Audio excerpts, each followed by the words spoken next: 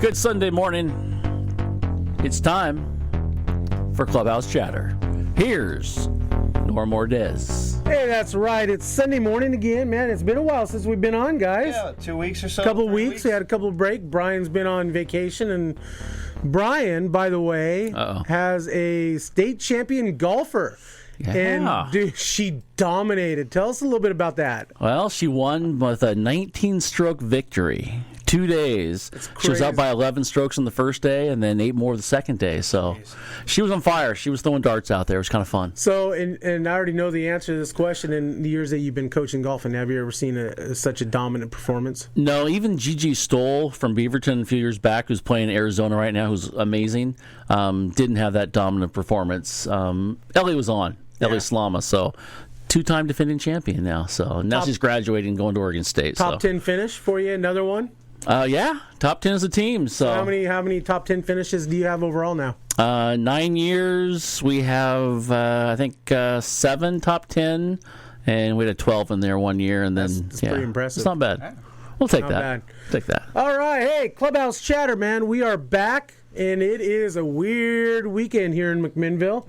We've got Alien Days, which is the second largest UFO alien fest in the country behind Roswell, New Mexico. We have the second largest, huh? Yeah, second largest, absolutely.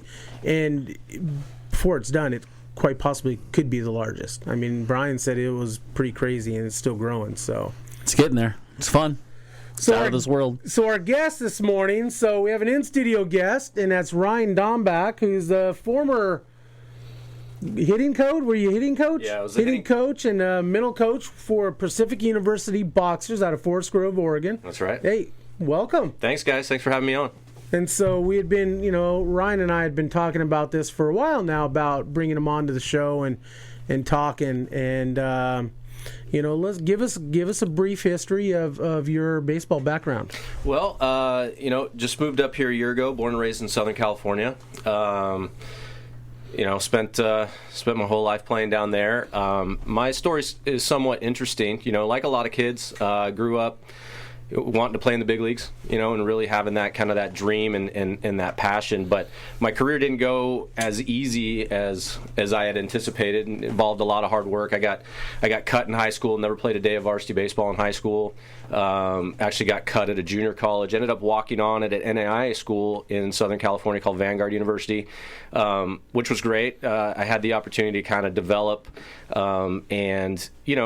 the one thing I had going for me, was kind of somewhat of a maniacal work ethic and really just a passion to learn and kind of discover some things. And through that, I was able to kind of bang around the independent leagues for about 6 years, played until I was about 28. Really kind of hung it up mentally when I was 32, but my last game was when I was 28. But, I as my baseball career progressed, I just really had this passion to learn, and it stopped being about getting into the big leagues at one point and kind of became more about, well, let's see how far I can take this thing. And so that got me really involved in not only the physical side of baseball, but it also got me really interested in the mental stuff.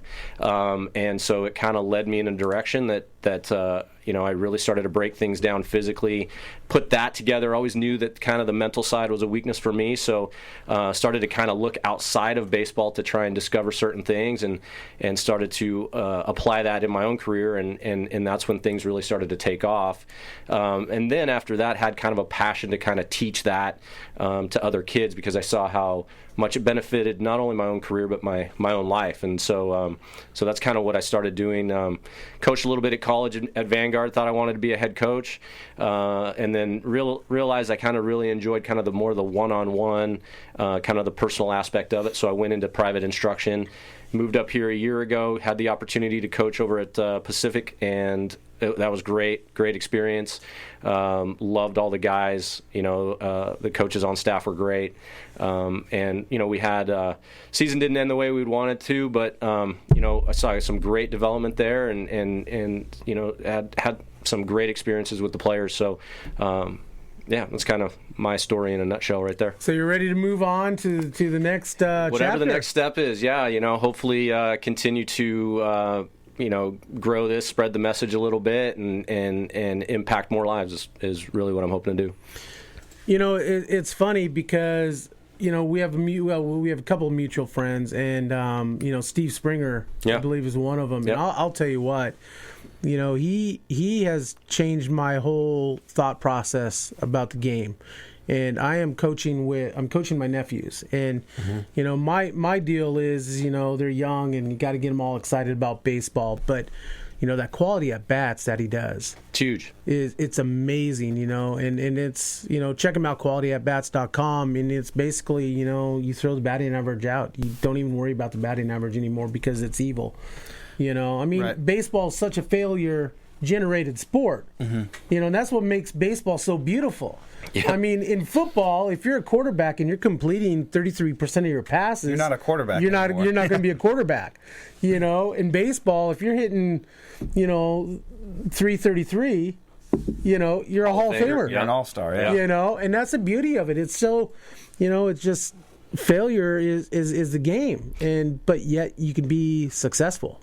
Absolutely, and it's interesting because because there's so much failure in the game, we have and stats are huge, right? Stats are huge in baseball, so we have a tendency to kind of focus on the results that we're producing, and ultimately, that doesn't lead us to being able to perform at our peak, right? Right. We focus on the results that we're producing, and that creates muscular tension, that creates mental tension, doesn't allow us to execute consistently, mechanically, and that leads to inconsistent performance. You see it all the time, right? You see guys that are able to execute their swings or execute their mechanics in a bullpen or in the cage, and they're not able to transfer that into a game.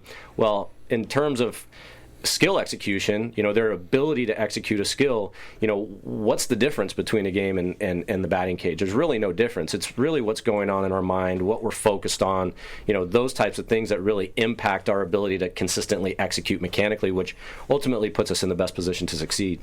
Yeah. Right. I'm forgetting the exact quote, but I remember reading somewhere, some ex-pro just talking about, don't think when you're in the batter's box at all. The second you step in the box, clear your mind and don't think anything. Because the second you start guessing, you're done. And it's easier said than done, obviously. But I remember. And I'm working. My nephew, he's 8 and he's a second grader, and I'm working with his buddies, and man, I got a great little group of kids, and it's just trying to teach them, help them learn how to deal with the failure. Stepping into the batter's box is like one of the hardest things to do in baseball because you're hitting up against a guy who's throwing, major leagues 95, 100 miles an hour. Yeah. And you step in that box and you're thinking, that, dude, you're done. You're done. You're done. Absolutely. And so, I tell these kids, hey, you own that batter. That batter's box is yours. Yeah. The plate's yours. You got to step up and know that you can hit the ball. It's all mental. It is. It is. Baseball is changing that. I remember back in 2006, Brian, drink up. When I was with the Lancaster Jethawks, we had a mental coach Diamondbacks had a mental coach that would come around, supposed to be once or twice a year. Yeah. But playing in Lancaster, where the ball flew out, our team batting average was like 330. Our ERA was like 5.69 That's or Pacific, something like that. Pacific Coast, or is that area? No, it was California. California. And we saw him like 6 times that year because he had to talk some of our pitchers down. Off the ledge a little bit. Talk him off the ledge. Yeah. We had a guy that we called Boeing because his ERA was 7.47. It's brutal. Yeah. And now they've got mental coaches. All the major league teams have a couple of them for their organization. Yeah. A lot of your colleges now have them. Colleges are getting more and more into it. The big league teams are getting more into it. The team that really I guess is kind of at the forefront, I think, for kind of some of the stuff that I teach is the Cubs. I was going to say Chicago. And seeing what they've been doing is fun because you get to kind of see how they're implementing some of the same stuff. And in fact, as after I moved up here, I started to learn a lot about what the Mariners are starting to do, especially down at their minor league level, and trying to build the mental side all the way up. And it was interesting because I was able to kind of get my hands on some of the stuff that they're teaching, kind of read through it, and it was right in line with some of the things that we were saying, that I've been saying. And I try and get guys to stay completely process oriented, completely focused on the process to success and executing certain steps, as opposed to trying to worry about creating success itself. And in that, we always hear, play one pitch at a time, but we really don't understand what that means, And right. So I really try and train our guys to play one pitch at a time. I even going a little bit deeper than having a quality at bat, I like to talk about, you don't even have at bats, you have pitches. And so let's say you have 16 pitches in this game. How many of those pitches were you in a good mental state on? How many of those pitches were you process oriented on? And start getting them thinking in those terms. Because, you can look at a strikeout, and it's interesting because when hitters want to come talk to me about a strikeout, they always want to talk about strike three, right? I was out in front of that pitch, or I got that was a bad call. Well, what happened before that? What happened before that, right? And you can have a good at bat, and really you only had one bad pitch, but yet we attach so much mental resistance on that one pitch that then it impacts the rest of our game. When if you look at it, you might have struck out, but maybe you were 4 for 5 in quality pitches in that at bat. So it kind of lessens the blow a little bit. And I mean, because if you would have been out in front on that pitch for strike one, or if it would have been a bad call on strike one, it doesn't in fact affect you as much as when it was strike three, right? So just trying to get them thinking more process oriented, focus on each individual pitch, staying completely in the moment, staying completely present, and not worried about the future, or being frustrated over the past, or things like that. So what do you tell them when they get that first pitch, terrible call, it's way outside and it's called a strike, or it's lower, it's called a strike? How do you get them back from that? Because that's kind of it's tough. When I think of there's that terrible third strike, but then there's the first strike that wasn't a strike sometimes. Right, and 1-0 is a whole lot better than 0-1, right? Absolutely. So, and that takes place in practice, and I think one of the misconceptions about the mental stuff is that it's a magic pill and it happens overnight. This stuff, the mental stuff is stuff that takes time, in years, in fact, because you're asking players to completely change the way they perceive the game, the way they perceive what their job is, and so. To answer your question, one of the things that I talk a lot about is acceptance. You have to be willing to accept whatever it is that you have in front of you. And our stress comes from when we don't accept what's in front of us in that moment, right? So, if I take them into the batting cage and I say, we're doing front toss or we're doing BP, and I say, hey, it's 0-1. Well, there's no resistance there. It's a meaningless situation, and they're like, okay, whatever, it's 0-1, throw the pitch, right? And so I just try and get them to see things from that standpoint. Like, look, it's not the fact that it's 0-1 that you're upset about. It's your attachment to the fact that it's 0-1 that you're upset about. And so I try and train them that way. We're constantly talking about the mental stuff in practice, tee drills, front toss. I mean, I'm trying to create that level of awareness, even when their mechanics break down. I want them to understand that, I say once you've achieved a certain mastery over a particular skill, all mechanical breakdown is mental. Unless you're injured or fatigued, it's all mental. And so, if they do break down in the cage, I like to pull them out and say, hey, where was your focus there on that swing? And almost 100% of the time, they say, oh, I was worried about hitting the ball harder. I was worried about trying to create some particular result. I wasn't just worried about execution. I was trying to hit it the other way. Right, something exactly. like that. Yeah. I like to say, let the ball go where it wants to go. Execute your swing, and the ball will go where it's supposed to go. Don't try to create anything. Right.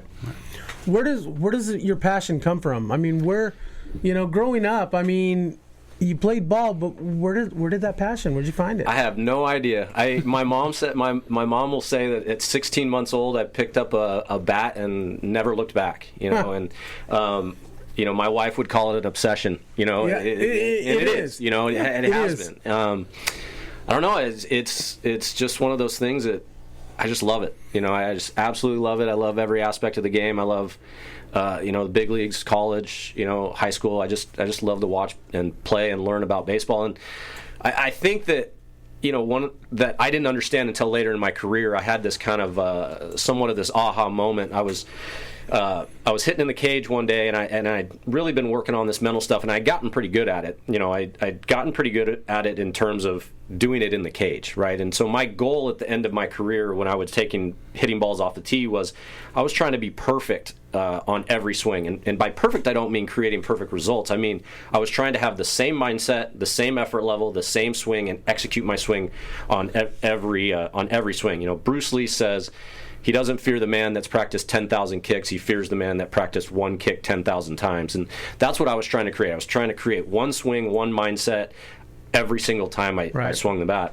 And I got pretty good at it. I think, maybe if there was a bucket of 30 balls, I got 28 out of 30. And I remember I was getting ready to step back in, and I was completely clear mentally. And I had this thought pop in my head of you think you're pretty good at this, now try and apply this to your life. And it was kind of like, it kind of shook me a little bit. I had to take a minute and step out and go, whoa, okay, so I'm actually learning more. This isn't just baseball. Exactly. And so I think that's where, that passion was important for me, because that passion taught me about life. It made me, hopefully a better father, a better husband, a better friend, better person.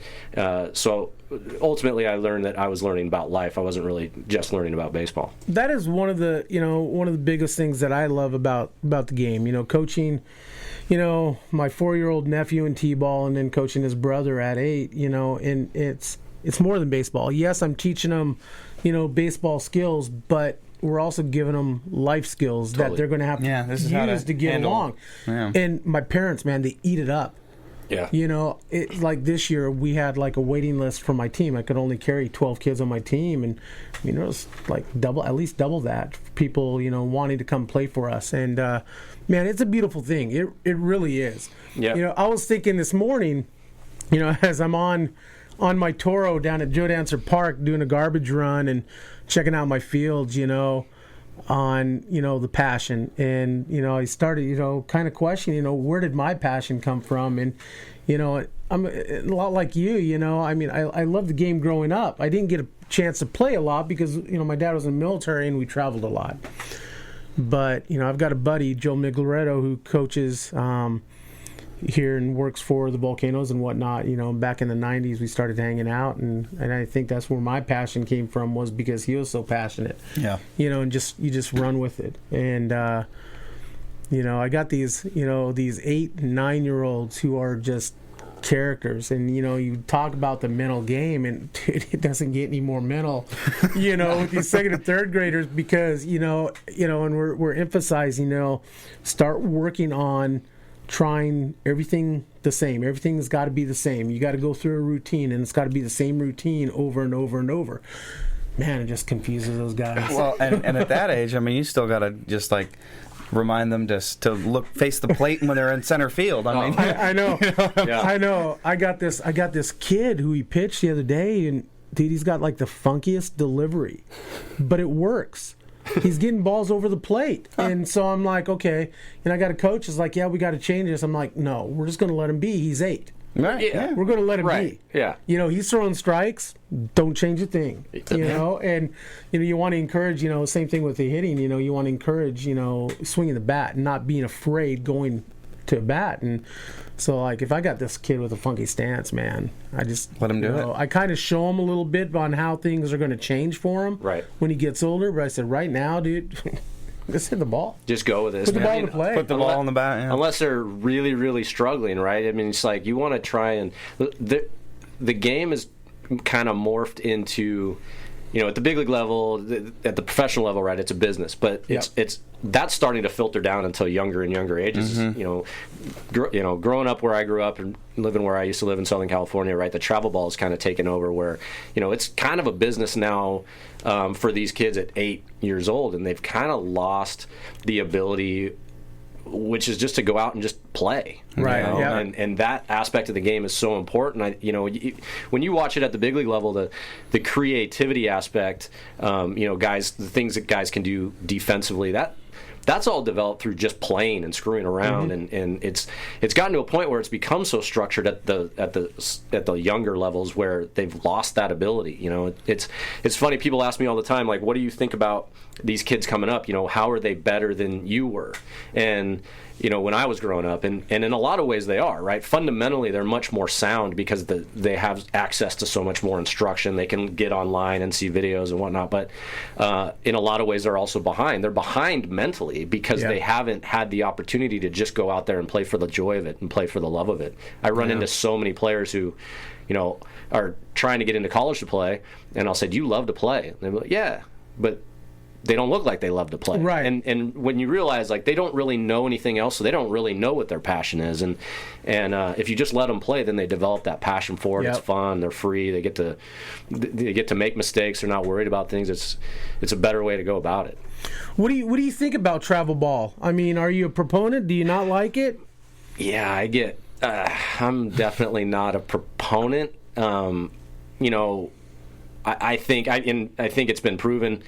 Brad Davidson, another friend of ours, actually talks about this a lot. I mean, multiple sport athletes are better athletes. Absolutely.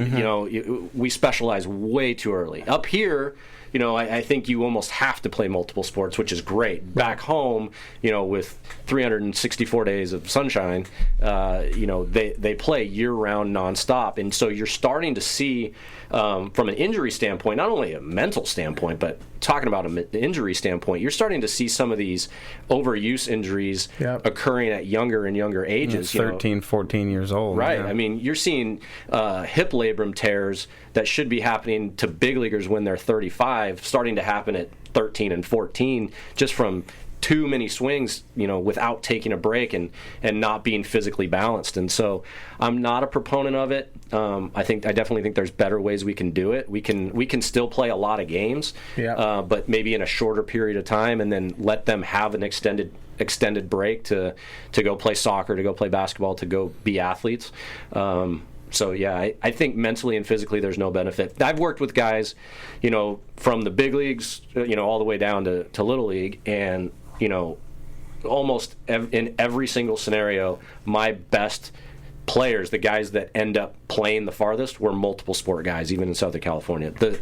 The guys that specialize too early, they burn out too quick, or they get hurt, or after high school they're just like, I'm done. Yeah. It's true,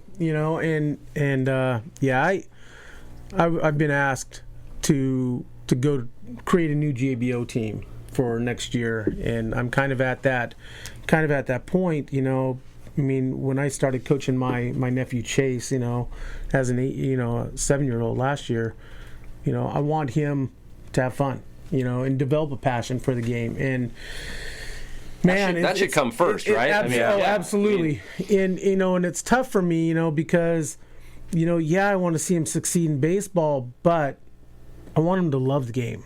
Yeah. I don't want him to, get burned out at 10. Oh, totally. And, and it happens. Yeah. And so, I've got a big decision to make. I already know, I have a feeling that, I'm not going to go to JBO route, because I kind of want to stick around with my nephew and have him enjoy games. Yeah. I want to see those stars in his eyes, when I take him to a game. When he hits a double. Yeah, exactly, And well, my son, he's 6. My son Mason's 6, and so this is his first year playing t-ball, and he hadn't really shown much of an interest in it up until kind of this point. He got around the boxers and at Pacific, and he kind of started to get curious about it and kind of start to develop that love for it. But I never kind of forced him to go out and let's go do it. Even now, it's he's got so many. He's different than me, right? I was very much single-minded my whole life. Just focused on baseball. That was what I was going to do. He has so many other interests, and I want to foster that, and I want him to be able to pick out what it is he's passionate about. If that happens to be baseball, great. I mean, if it doesn't, I just hope that he finds a passion for something like I found for baseball. Right. Mm-hmm. And but now that he's playing, he's loving it. He's digging it. But we don't. It's not like we go out every day and hit. If he wants to hit and he says, "Daddy, let's hit," then we go hit. If he's like, "Daddy, I want to ride my bike," then go ride your bike. So. But yet back home, I know 6- and 7-year-olds that are already playing travel ball. They're throwing 50 pitches every day. Tournaments every weekend, and so I get on a certain track of mind when you talk about passion, flashy plays at the bigs. Okay, and I think about here in America, they really focus on put your head down, shut up, make the play. Yeah. Don't brag about it. Don't look like you're having too much fun out there. Yeah. In other countries, it's not really like that. It's not like that. And a lot of people flipping the bat. Yeah. Are coming from Latin America. You got Jose Bautista, Odubel Herrera, guys like that, Yasiel Puig, and then with the flashy plays, Francisco Lindor, Jose Iglesias, a lot of these guys in the field are coming from Latin America. So I wonder, maybe your opinion on this. Like, do you think having that, being able to show that fun on the field comes from growing up playing it in a place where you can have fun on the field? I mean, because I don't think we have that here much anymore. No, we don't. And I'm a little bit, I'm very new school, but I'm also very old school in certain ways. I don't mind emotion. Sure. One of the core things that I talk about is ego. Right, and as ego being one of the most detrimental impacts to our performance, and if it's coming from ego where it's set up and pre-planned and all that stuff, then I have no, I don't think that belongs in the sport. But if it's coming from a sheer love of the game and where you're having a good time, then I don't mind it at all. I wasn't a big celebratory guy, but I was a big emotional guy, especially just because I fell in love. I'm so in love with the game. And, this year, in fact, we were down at Chapman University, which, me growing up down there and I played against Chapman quite a bit. There's no love lost between me and Chapman University, even after so many years, and I always enjoy beating them. And one of our hitters, Drew Fagerness, who has worked really, really hard this year, really hard. He completely changed his swing. He completely changed his mentality. And towards the end of our season, actually got an opportunity to play, and the kid just started raking. And anyway, he hit his first home run against Chapman. Okay. And I exploded out of the dugout, and all the guys were kind of giving me a hard time, like, geez, never seen you get that fired up. But in that moment, that wasn't planned. I was just that excited. You weren't trying to stick it to them. You were just happy to see. Yes, absolutely. And so, I think that's okay. I had a short stint in Mexico, playing in Mexico, and so we saw a lot of that. Mm-hmm.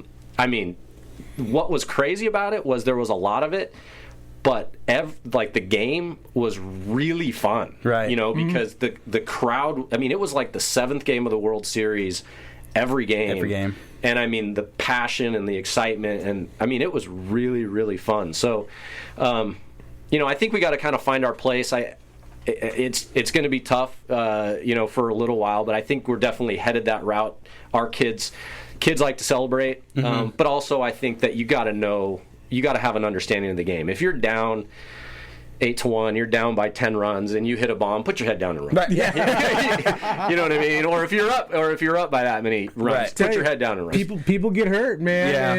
And that bat. I know that what you're thinking is that bat flip with Bautista at the Braves. Yeah. Good God, just drop the bat and run. You got guys like him who tend to hit the home run and then stare somebody down and then flip the bat. But then, Odubel Herrera comes to mind a lot, who he flips the bat a lot, but it seems to be just as he's running. He's like, oh, it's in the air, and then just tosses the bat. It's not that same, like, staring somebody down. Right. Well, but, and just another side of that, right? Like, how awesome was that tag that Baez slapped down in the World Baseball Classic, where he's pointing at? He is slick. That was amazing, right? I was okay with that. I was totally okay. And how do you get that good at that without screwing around a little bit? Exactly, right? Like Javier Baez must be playing around all the time with Addison Russell, just flipping behind the back and all this kind of stuff over and over again until they're just sliding down. Totally. Yeah. One of my buddies one of my mentors, a guy that I met right after I graduated from college, and I just played catch with him in the off season, was Rob Nen, the former closer for the Giants, and he taught me a lot. He's a friend of mine, taught me a lot about how to be a professional. But I remember asking him, one time, I forget the player I was asking about, but one of the infielders on his team, Latin guy, and I remember asking him, like, how does he get so good? Like, how does he make those plays? And he goes, dude, he screws around. He tries it. And the light bulb kind of went off, because at that point I'd been so focused on just doing everything perfectly. And so, you've got to have that side of it. One of the things we had, in addition to myself being a new coach this year at Pacific, our recruiting coordinator, Mike Ganji, came in from the University of Washington, and we connected right away. He's a second baseman, just like me, infield guy. And when we would talk about what are we going to do with the infielders, he's like, he calls it the Jeter drill. And we would do it every day, where it was a backhand, and jump throw. Yeah. And whether we make that play in the game or not, it's about kind of expanding their horizons and expanding those limits and just getting them more athletic, because they've never been allowed to do that range, stuff. things like that. Yeah. And so that stuff is so important. I'll take infielders out and we'll turn double plays where we step over the ball and field it between our legs. I mean, just crazy stuff, just to be athletic and try and do weird stuff to try and break up the monotony, but also develop that athleticism. You never know what you're going to have to do in a game. Totally. You never know. Never. So growing up, Southern California, who was your team? You're wearing a Padres hat today. And who was your guy? I mean, there's only one Gwynn. guy, right? Tony Gwynn. Yeah, Tony Gwynn. I saw a video of him. Well, it's been a couple of weeks, and you might have even posted this, I think. But he was talking hitting. And he's just talking about the mental game. Just get in. Swing the bat, man. And he had such. It's funny. I never met him. I got within. In fact, I'm kicking myself now because obviously you're not going to know that he's going to get sick and ultimately pass away. I was 6 feet from him. Wow. We were buddy of mine back home. His brother played for the Phillies. We were down in San Diego watching the Padres Phillies, and we're standing in the tunnel. And here comes Tony Gwynn. He was broadcasting that day, and so here comes Tony Gwynn, and he stops, and he's 6 feet from me, and I was 32 at the time, and I was 11 years old again. I was like, I can't talk to him. You know what I mean? So I'm kicking myself for that, but he had such a huge impact on my life, because I initially, at the age of 12, kind of a transformational event for me was I didn't get selected for my Little League All-Star team, right? Which looking back, doesn't seem like such a big deal. But for me, it was a really powerful moment, because it was in that moment that I decided at 12 years old, under no pressure from my parents or anything, it was, I'm going to hit balls off a tee every day. And I didn't know what I didn't know what I was doing, but that's kind of where the journey started for me to kind of develop this stuff. But I started doing that simply because I had heard that Tony did it. Yeah. And so, I wanted to be just like Tony. And so, that ultimately led me to where I am today. And so that's such a, him being my role model was such a important, part of my life. And what's funny is, we still my wife and I still kind of shake our heads about this. So I've worn the number 19 growing up my whole life. And so we were trying to pick dates to get married, and of course the 19th fell on a weekend, so we picked the 19th, right? So that was pretty cool. And so then my oldest son Mason, when she got pregnant with him, we looked at the due date, and we were kind of like, wouldn't it be funny if he was born on the 19th? She had to be 4 days late for that to happen. Sure enough, she's 4 days late. He was born on the 19th, and we're like, this is unbelievable, right? So that was pretty cool. And then my second son, our youngest, our 1-year-old, he's going to be 2 next month. She got pregnant with him, and we got the due date, and he had to be 2 days early to be on the 19th. And I was like, there's no way, but wouldn't it be funny if he was born on the 19th? Sure enough, he was born on the 19th. So the baseball gods are smiling down on me. That is really cool. So yeah, look out for 2019, I guess. And I know, it's funny, my favorite player growing up was Dale Murphy. And, I grew up in Idaho, WTBS. It's the only only get up there. Yep.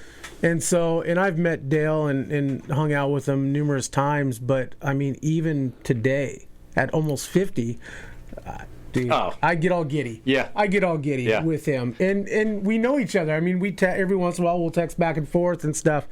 Still, though. Oh. I remember, another drink for Brian, when I was in Lancaster, that was the greatest time as a baseball fan, being clubhouse manager for the Lancaster Jethawks, working with the Diamondbacks. Awesome. Brett Butler was our manager. Cool. And very first time I ever talked to him on the phone, I'm like, dude, I grew up a Braves fan. I grew up watching you. And he goes, okay, stop right there. He goes, I'm a guy just like you. I put my pants on the same way you do every morning. I'm like, all right, now you stop right there. I'm like, that's not true. He's like, what do you mean? Are you missing a leg or something? I'm like, God, I don't wear pants. I wear shorts all the time. But, it was one of those deals to where he just wanted to be another one of the guys. But every time I went in that clubhouse in the morning and saw him, it's hard because you have the respect for the game that you have, right? Yeah. And for me, I was, we still talk to this day. I was super fortunate about 7 years ago to start doing some work with Mark McGuire, and it was interesting because he ended up reading a blog post that I had written, and he emailed me saying, "Hey, I'd never heard anybody talk about hitting this way. Would love to talk to you." And I'm like, it was 10 o'clock at night. I'm like, this isn't real. No, you know what I mean? And, I'm being catfished. yeah, this isn't real. And so, but he left his number, and I called him the next day, and he answers the phone, and sure enough, it's Mark McGuire. And that day, he met me in a batting cage, and we talked hitting for 6 hours. Dude, how cool is that? Yeah, wow. And I'm pinching myself the whole time. And I mean, I had a poster of the guy on my wall when I was 10, 11, 12 years old, and then we met. After that, multiple times, and we'd talk about hitting for hours, and he would come and work with some of my guys, and then he would have me come and help him out. Like I'm standing in the room with Mark McGuire and Skip Schumacher and Jim Edmonds and and Bobby Crosby and these guys and Brendan Ryan, and I'm just going, man, this is unreal. And in fact, I was texting with him a couple of months ago, and but as much work as we've done together, it's been 7 years now. Mm-hmm. I can't shake the little kid in me that gets excited and giddy when he walks in a room, or when I'm near him. I'm just like, that's Mark McGuire. That's what kind of guy is he? Unbelievable. You see, so the PED issue with him, and I'm always willing to work past that because I've been in baseball and I know what it takes and. Man, he's so because of that, right? Like, obviously, I don't condone that, right? But it was a different time, right? Absolutely. It was definitely a different time, and he is a lot like what you're saying about Dale Murphy, right? He just wants to be another guy. Now with him, he's another level, right? Where he can't be just another normal guy, right.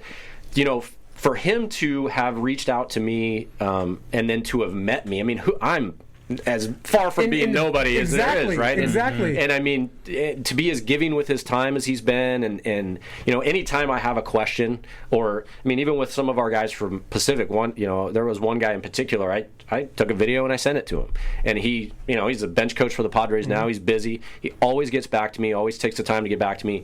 He's a really nice, great guy that I think gets a bad rap because of everything that has gone down. Something he's done, yeah. He's shy. He doesn't like the spotlight. He doesn't like the media, part of it. And I think that when you combine that with some of the PED stuff, you kind of rub, that can rub people the wrong way. But when you get to know him, I think he's been vilified in a negative way more than any other player of that generation. And I think if you start to study hitting, one of the things he told me one time, and he's so right. He said it, and it was so on point because he said, the quote is, at some point in every player's career, be it the big leagues, high school, college, whatever, that player is going to be forced to make a decision of, do I want to change or do I want to retire? And he said, sadly, most players retire. Right. And where he doesn't get the credit is if you look at his swing up until 1994, where he struggled. That year was a bad year for him. I think he hit under 200. He got injured, and he talks about how he got injured, and so that gave him some time to reflect on every aspect of hitting, and he started working on the mental stuff. He's a big mental guy, and when you saw him come back in 96, 97, when he really started to take off, we can't just attribute everything he did to the performance-enhancing drugs, because his swing and his mentality were vastly different prior to 94. And if you start to break it down, you're like, this guy completely transformed himself. And so many big leaguers players, whether they're big leaguers or not, don't want to change, and they'll just stop playing. Well, I can't compete anymore. Mm-hmm. Where he didn't want to be that guy, and I respected that because I didn't, that's kind of who I was. I wanted to keep going no matter, regardless of what changes I had to make, mentally, physically. He had to face some of those mental demons, and I did too, and that allows you to continue to play and ultimately reach that level of performance that, to kind of discover what that peak performance is for you. Right. That's what fascinates me. But yeah, he's a great guy. That's pretty cool. Been a big mentor to me.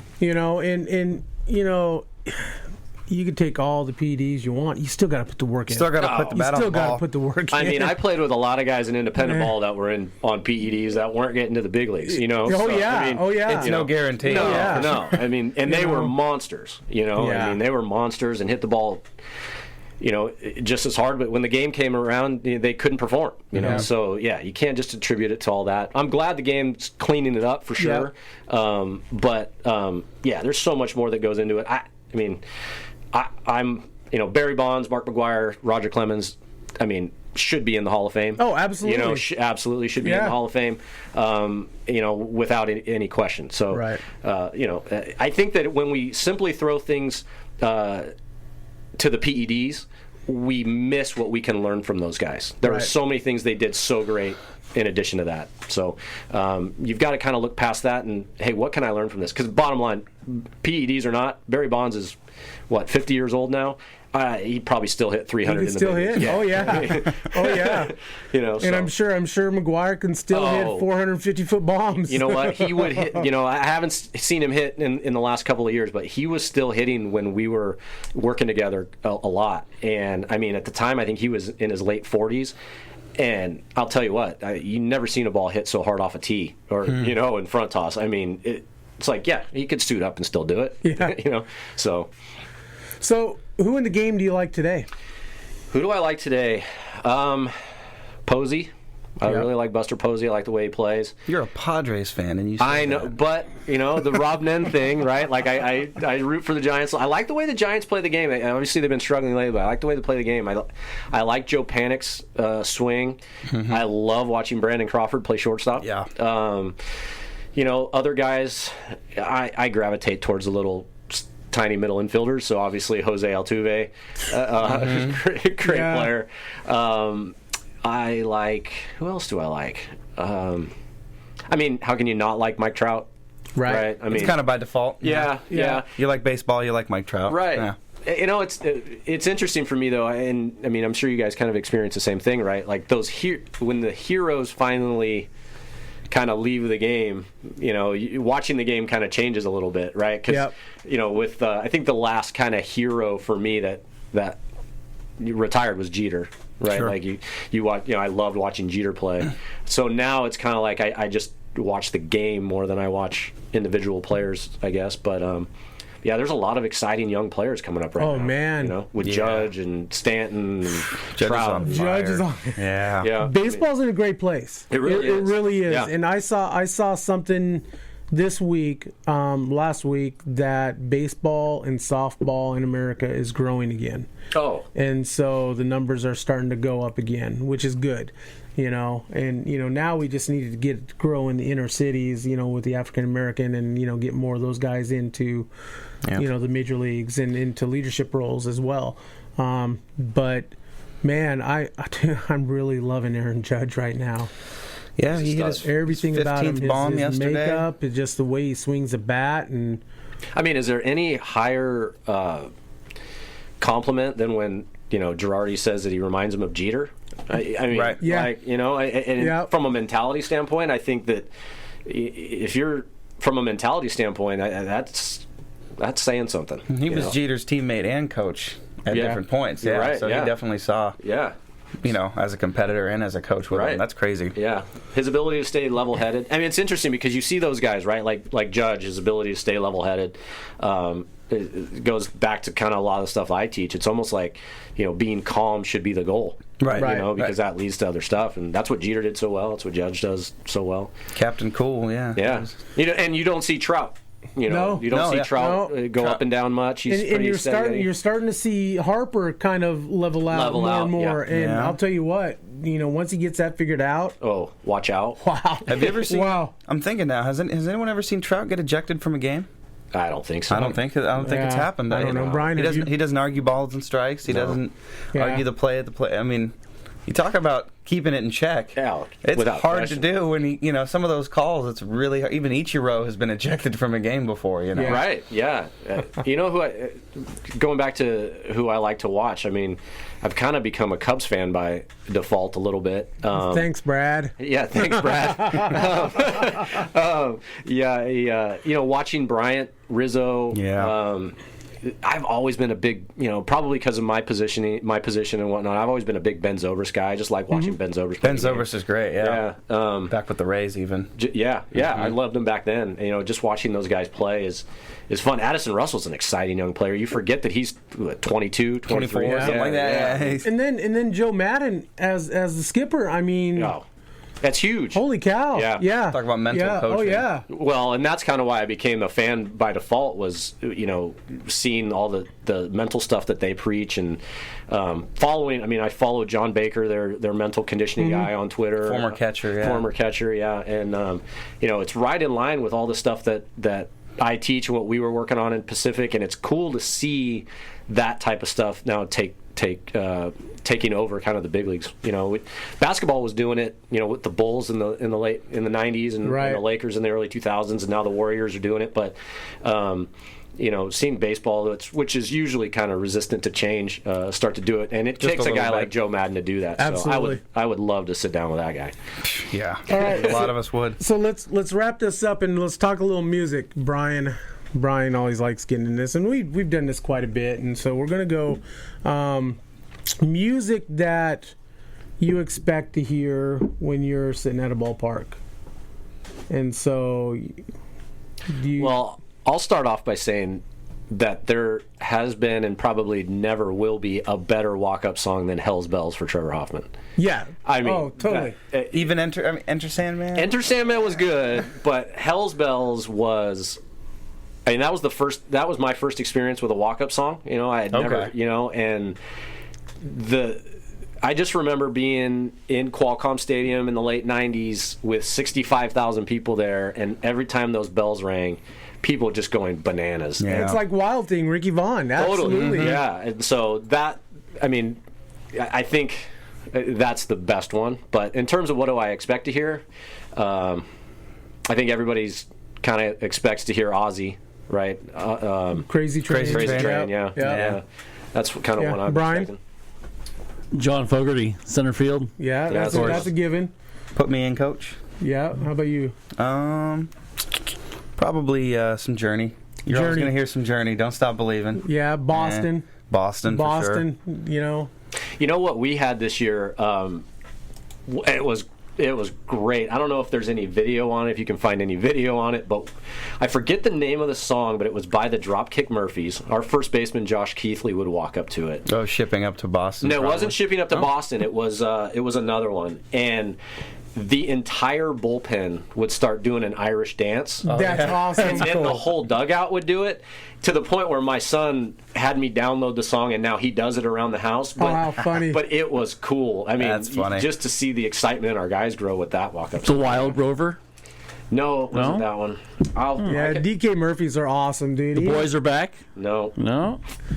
If Josh is listening, he's gonna kill me for not. Call in. Yeah, he's gonna kill me for not knowing. There's one song for me that I remember that I heard back in like 1988, 89 at a Palm Springs Angels game, and it was Like a Prayer by Madonna.